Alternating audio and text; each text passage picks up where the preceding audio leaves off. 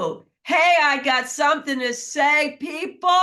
I thought I was coming to you from Italy with Elena, but we're coming from Dubai. I never know where she is, but this is a dear friend of mine that every time we get together, it could be a year, it could be 2 years. You have those people in your life, you instantly connect. And that's my Elena. Elena, thank you so much for being here. Thank you so much for inviting me. As usually, such a pleasure when we are together. We're sparkling. I know, I know. And so, just so you know, she was in Italy. She keeps going back and forth. We were talking about all these major, exciting projects she has going on, but we'll get into that later. For now, Elena, I need to know, do you do anything in the morning? Do you have a ritual to get you in a positive, powerful mindset?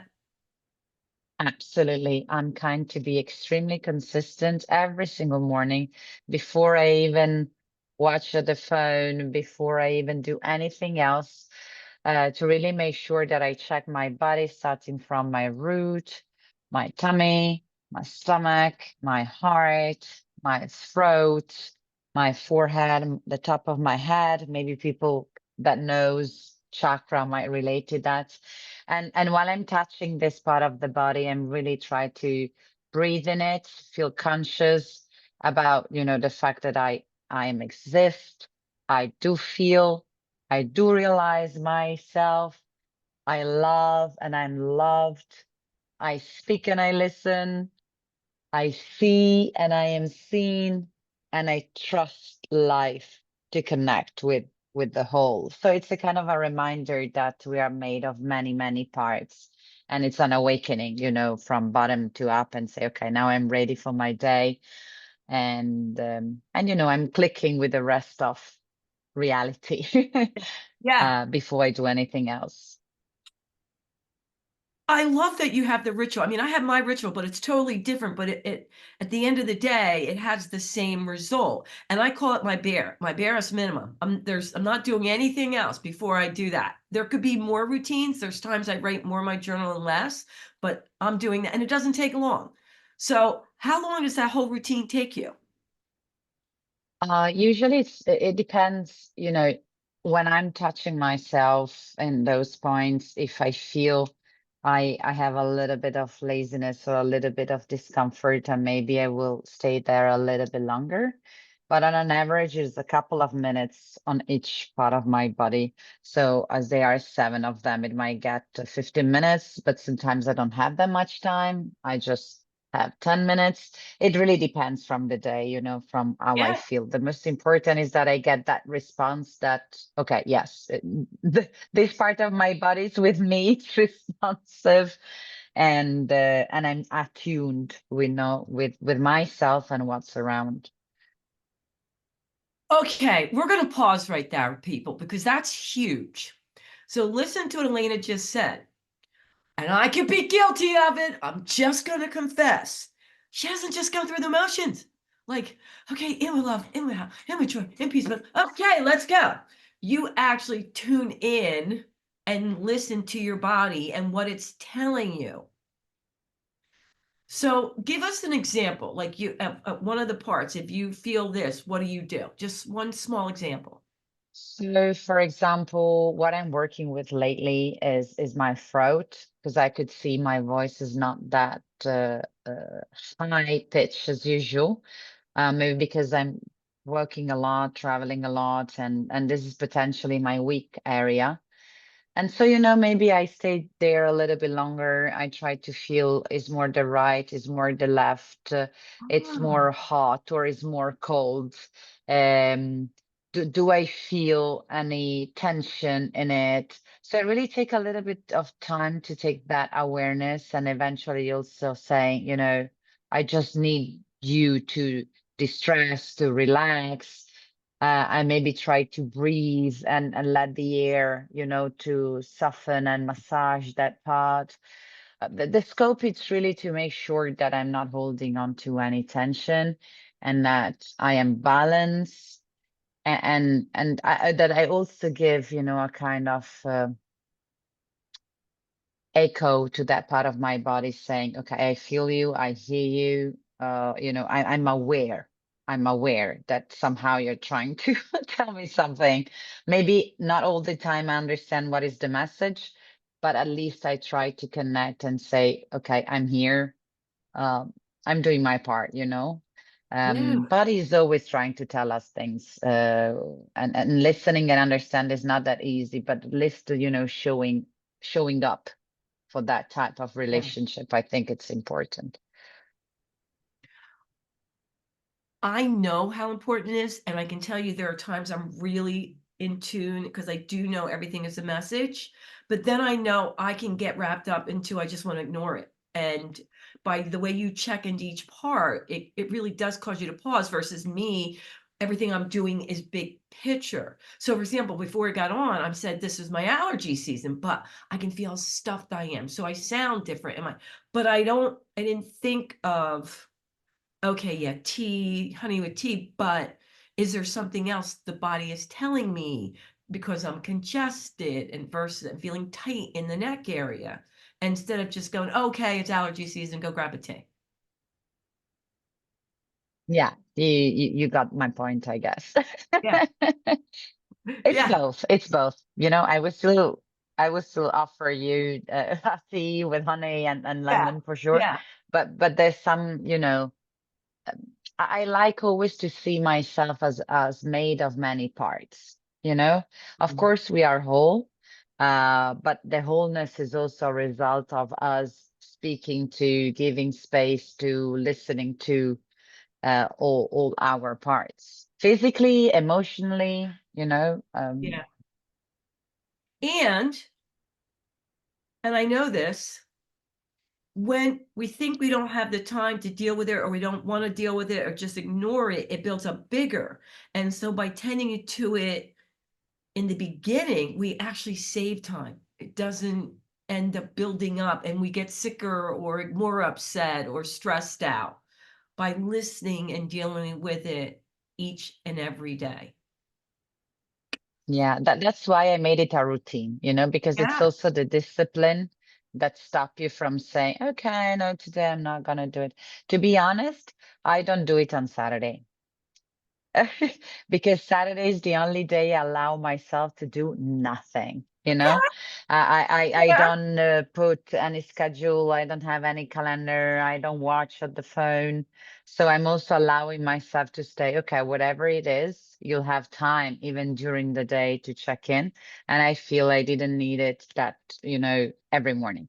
But when it's a normal day of work, I always start the same way. I love it. I love it. I'm learning so much about other people's routines. All right, Elena, I'm going to tell them a little bit about you, but I'm going to ask you to do me a favor. Please Mhm. say your last name to me because it's beautiful. Elena, it's my name, and my surname is Buriani. Oh my, do you understand now why I didn't say that? And say your first name again. Elena. Elena. Do you see? I Yeah, say Elena, Elena, Elena, Elena. It's just beautiful. I don't even have that accent, but that's okay. I'm just going to stay with Elena. Is that okay? I love it. Yes, whatever. I love all the way you pronounce it.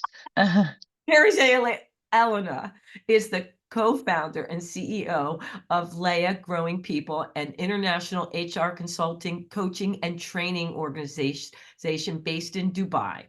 With 25 years of experience in human resources and 15 years of leadership development, DEI, emotional intelligence, and team dynamics, she helps leaders and organizations transform.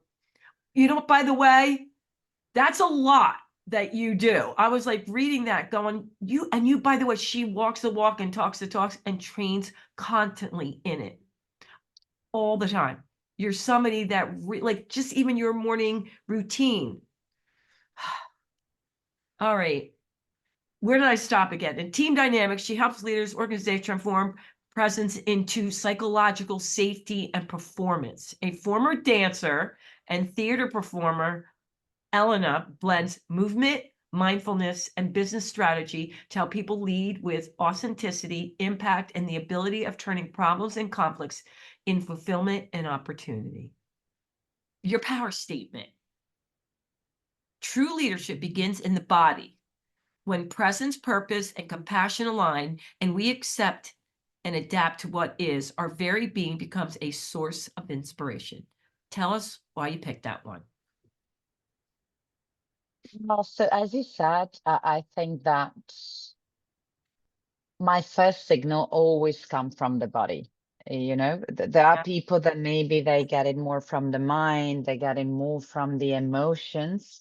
I think because of my experience, because I started dancing when I was 3 years old, but even my upbringing that made me grow in a not very emotionally safe environment or psychologically safe environment. I think that I've learned to store uh, all the information into my body. I'm not saying that this is the right way to do it. I think that I'm just saying that this was the way it was available to me, you know? Ooh. So for me, it's extremely important that I channel and I use my body to express myself, to lead people, to be a proper role model. Um, Not only with how do I move, but how do I show up? How do I act, at purpose? How do I connect with other people, which is the connection, the energy that I want to spread and get when I'm, interacting with people. Um, when I do that, and this is my way, I feel that it's easier for me to accept everything that comes, but also to adapt to what I am receiving or what I am, living, experiencing, feeling. Hmm. Um, and I think that if we are able to show, I talk about myself, if I am able to show up with presence, with purpose, reinvigorating my vision and my mission here on earth, every step I take, without losing that connection, I think we can inspire people around us. We're showing up. We are there. We're not giving up on our goals and our objectives. We're not giving up on people. And we are loyal and aligned to are loyal to ourselves and aligned to our, mission. Um, I think that when we show up this way, when I show up this way, I feel better. I look at myself at the mirror and I say, okay, I think I'm a person worth it to be followed, you know? I Um, do. that's why I picked that one. It works with me, to remember me, you know, before you teach or before you expect something from other people, be sure the way you show up for yourself, most basically. Can I fly over and hug you? I wish we could Oh really my goodness. midway, This is midway. We should meet each other midway. it's beautiful. And I I know I say it over and over and over again, but I do think that those little things you do every single day, like you said, tuning in, reminding yourself, make a huge impact. You might do other things in your day. Like you said, it might be 50 minutes, it may be 10 minutes, but I, I think we all need to reset ourselves every day and remind us of how we want to show up. By the way, I just want you to know, as I'm drinking my lavender honey tea, I looked at this before we came on the show, and you never know what the tea bag's going to say. And it says, the purpose of life, Mm, listen to this. The purpose of life is to know yourself, love yourself, trust yourself, and be yourself. Is that the you best? see? Yeah, exactly what I was saying, but just better in a No, more synthetic way. no. All right. We got so many questions. We're not going to get them all in. They're going to have to reach out to you. But a large part of it, they do want to ask about leadership. And most of the questions, I'm going to try to just put them together for people and hit as many as I can. But Of course, they're curious about the differences in leadership. Do you see anything different, like from Dubai to Italy? Is there anything that you see is totally different about the way specifically maybe women lead? Or is it the same? That's a difficult question. Um, Well, I think a lot of difference it makes the culture of the organization and you are into. Yeah, if it's a family company, if it's a big corporate, if it's a multinational, maybe with its branches both in Italy and in Dubai. So the culture of the organization really, really play a big role in shaping, the leadership style of their leader. Because when you start working for a company and they have their specific mission, their specific value, their specific vision, their internal culture, specific competences they expect their leader to have. Of course, every employee will start shaping themselves around those requirements because you need to show up ideally as the best ambassador as possible for that organization. Um, but just to answer your questions, it's funny because sometimes you see same company, but if you go to, let's say, the Italian office, it's completely different from the Dubai office, which is completely different from the Singaporean office, which is completely different from the Russian office, despite it's the same organization, because of course every culture brings in a certain level of directness and directness, a certain level of expressing emotion openly or not expressing them as much. And this comes with the culture, um, as well. So what I don't know if I can precisely answer to your questions because there's a lot of really variety, but what it gives me hope, if I can summarize, is that I'm definitely noticing lately that all leaders, they are kind of pushed towards or even spontaneously tending to becoming a little bit more inclusive and they're starting understanding the power of connecting with people maybe emotionally, maybe in this area where machine are taking over, um and we are feeling, that we're taking away of some actions, some roles. I feel that human fundamental needs of belonging to something, of connecting with somebody, of making the difference, of improving, growing, and changing is now increasing. Even Yeah. if people still they find a little bit of difference in expressing those fear and those needs explicitly, I'm definitely noticing that people are looking for a connection more and are paying more attention to their empathy towards other and paying more attention on how they communicate their needs, which at the end of the day, hopefully will bring to a more inclusive environment and a more inclusive society. This is definitely the hope I'm holding for the Me too. humanity. Me too. So, Elena, is there like, do you have to deep dive? I mean, I know you live in Dubai and you grew up in Italy, but if you were going into another country, would you do a deep dive into their culture so you knew certain ways before you went to that country? And also, there's this follow up. We want to know, did you ever create like a faux pas that you're like, oh my God, I should have known to do that and it wasn't acceptable? Did that ever happen to you? Absolutely. I mean, there are, I think there are different type of humans, those one that really love to study in advance, show up very prepared, repeat the lesson, rehearse it, um, and they always love to feel in control and they need really to feel prepared. I also see those schoolmates that they were studying, repeating, willing to have everything under control. And then there are the people like me. I'm talking about myself. I really love learning through experience. I love learning through asking questions, observing, making mistakes. So many times I've made mistakes. And when you learn through mistakes, then you'll remember, right? Sure.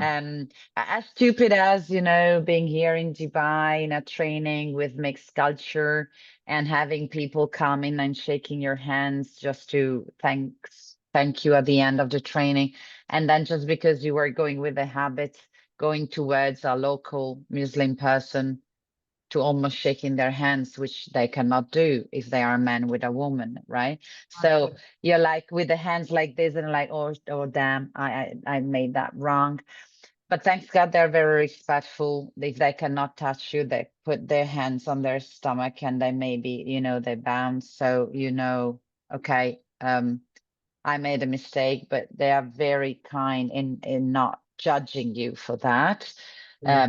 which is very it's very warm. You don't feel wrong despite you realize you made a mistake, or maybe um, asking a woman in the abaya with the black dress they wear to lean over something they cannot do, because if they lean, they will show the curve of their body.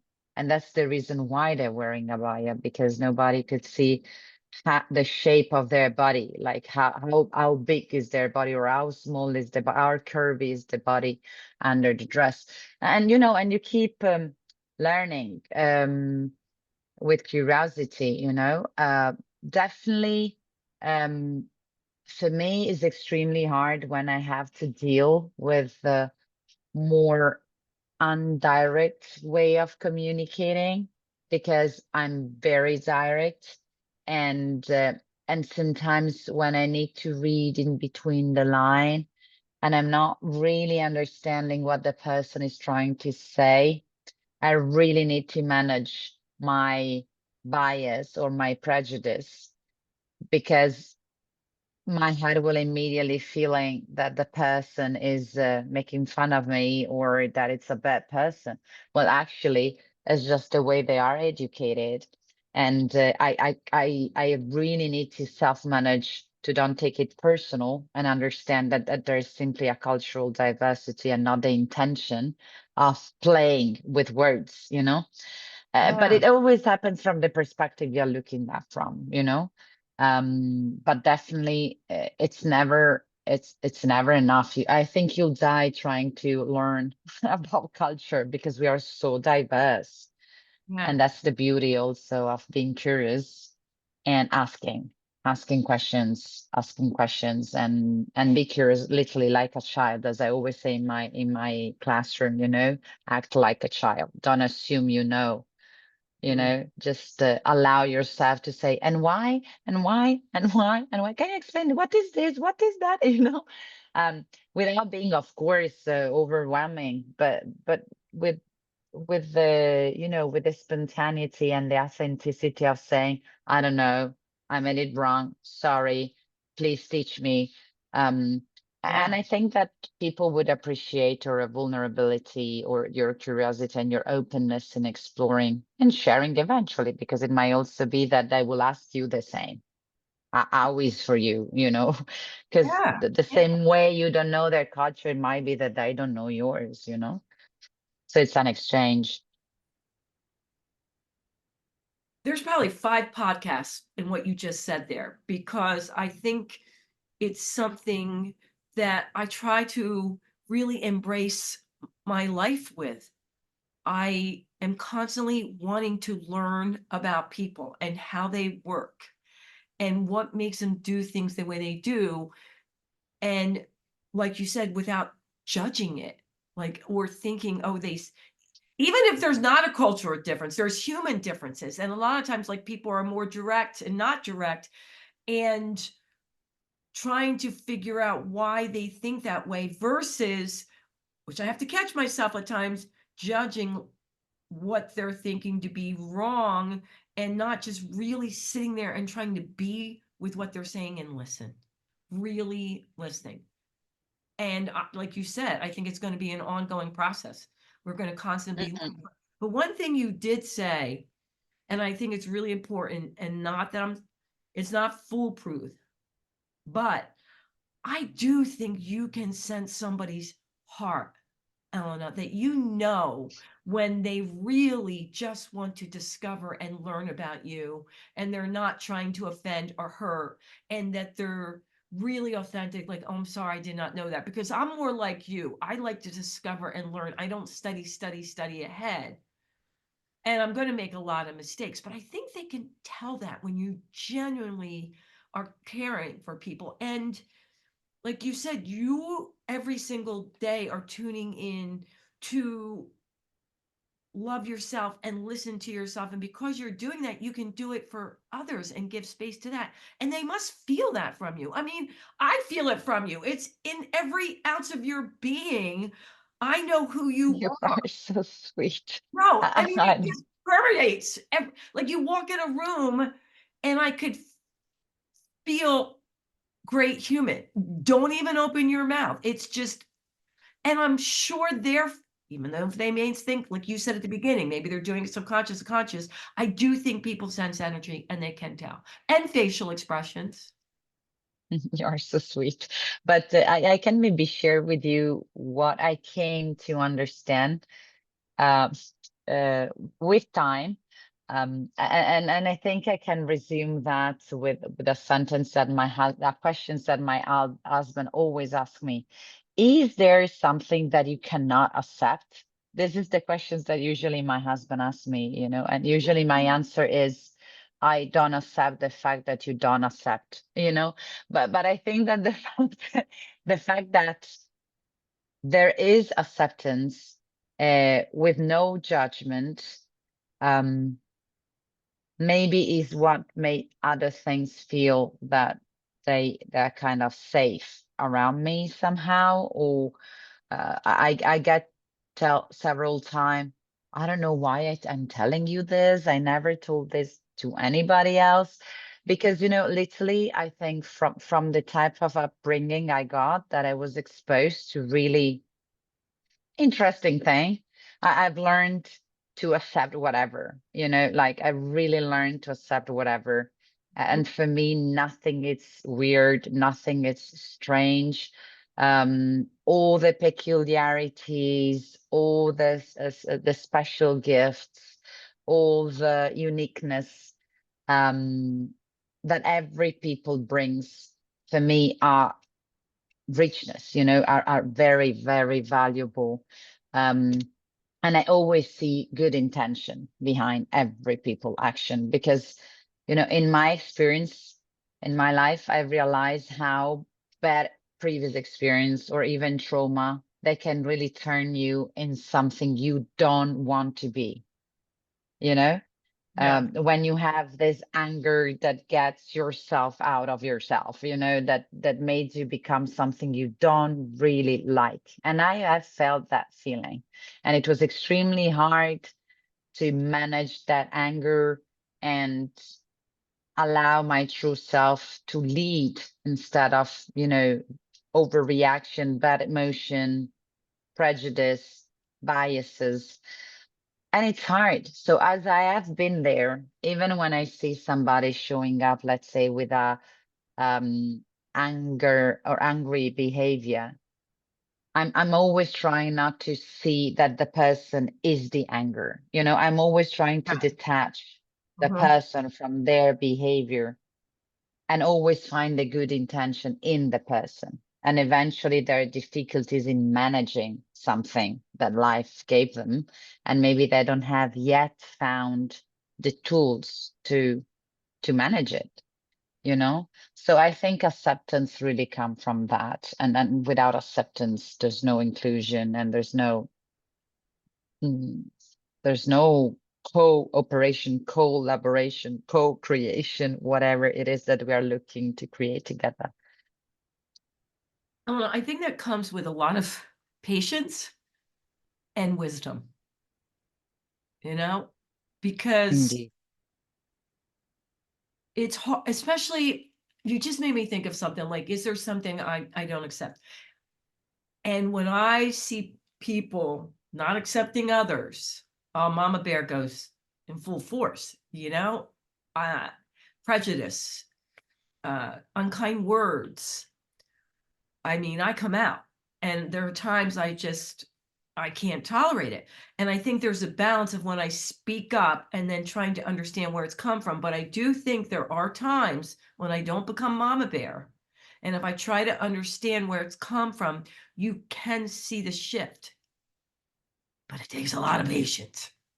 A lot of patience, a lot of empathy, um, a lot of self-management, because of course, in order to listen and be open to others, you need to manage your, your closeness, your, as you said very clearly, your prejudice and your overreaction, because we are blinded by this type of reaction, Mm, right?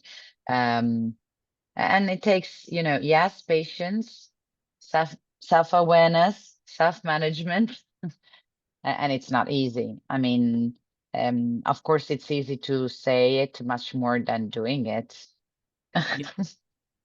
Sometimes, and I was thinking about this, and we should have another conversation on another podcast another time. But my close friends and family who love me, let's go with who love me, will accuse me. Sometimes I will accept behaviors in people I shouldn't accept. And I feel as if it's one piece of them. And there's so many other pieces I want to know, and I want to attach to those pieces. And in my head, I truly believe it doesn't always work.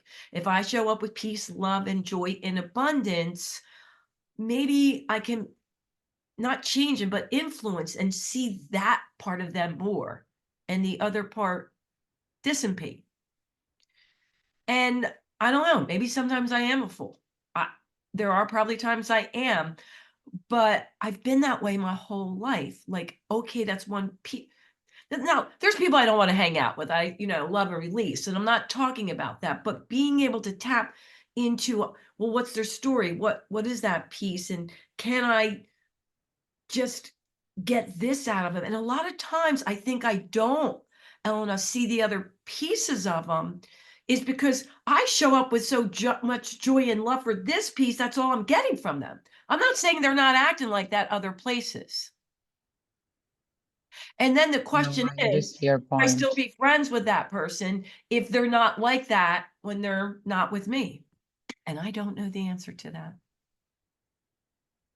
Yeah, I mean, I think it's kind of normal that from the way we respond to us in a certain way. Yeah.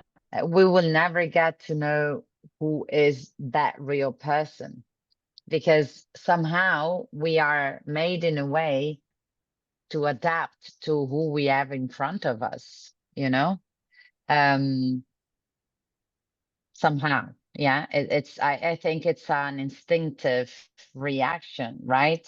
I'm adapting to what I am receiving, and I'm trying to understand and make sure that I'm safe, and then I'm making sure that um yeah, I'm not exposing myself too much, but at the same time I kind of getting what I'm looking for. It's always a back and forth, back and forth. But I think the response to that is, loyalty and trust.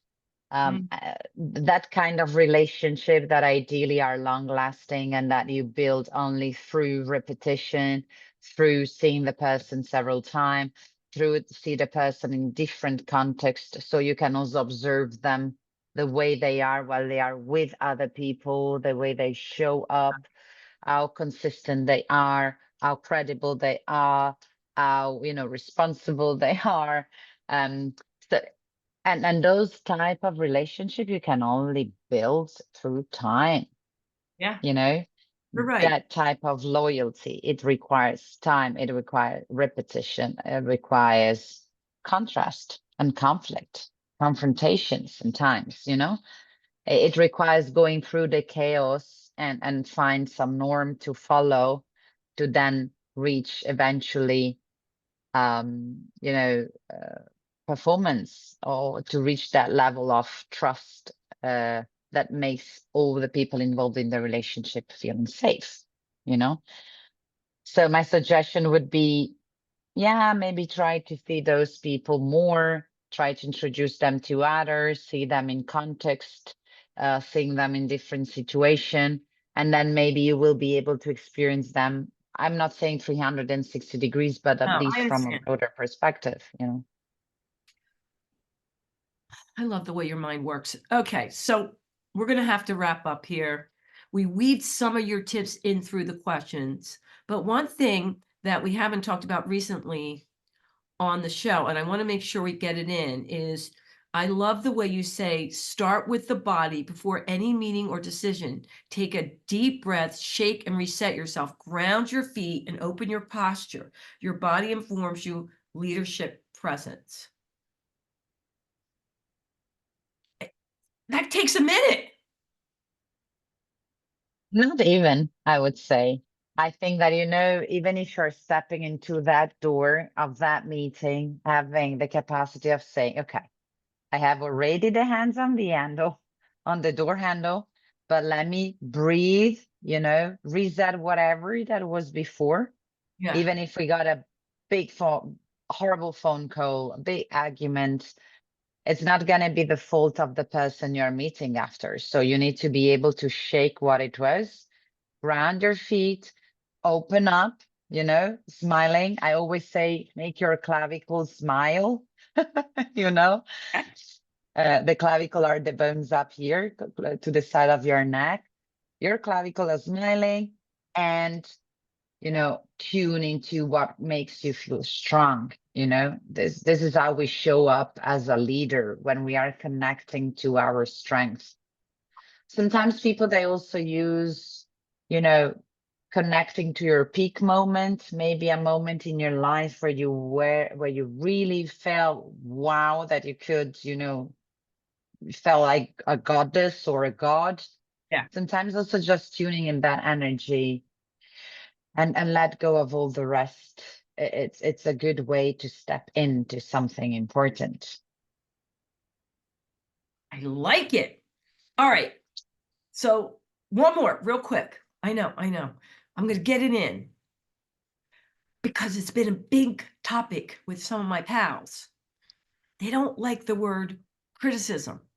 So Mhm. do you call it feedback? Because you said turn feedback into fuel, view every piece of feedback as insight, not criticism.